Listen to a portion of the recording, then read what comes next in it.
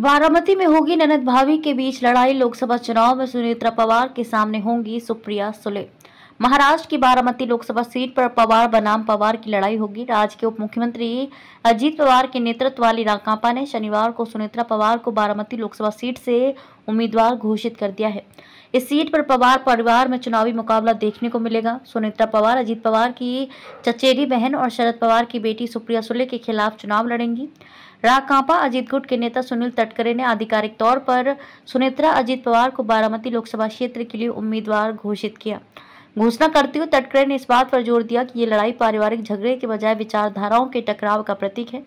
Ticket मिलने के बाद सुनेत्रा पवार ने कहा कि ये हमारे लिए भाग्यशाली दिन है।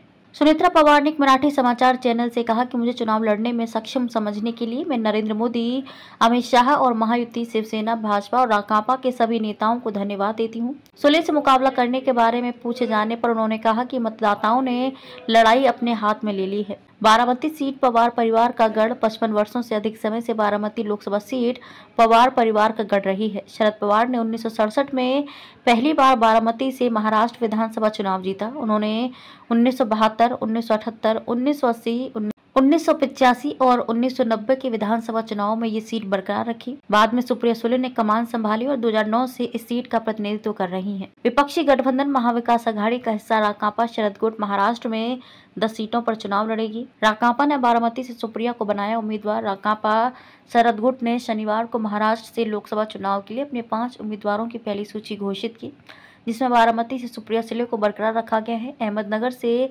अजीत पवार, खेमे से पाला बदलने वाले नीलेश लंके को मैदान में उतारा गया है। राकांपा शरद गुट के प्रमुख जयंत पाटिल ने सूची की घोषणा करते हुए कहा कि सुप्रिया सुले और अमोल कोल्हे को क्रमशः बारामती और शिरूर निर्वाचन क्षेत्रों से बरकरार रखा गया है। भास्कर भागरे को नासिक की डिंडोरी सीट से और पूर्व कांग्रेस विधायक अमर काले को वर्धा से उम्मीदवार बनाया गया है।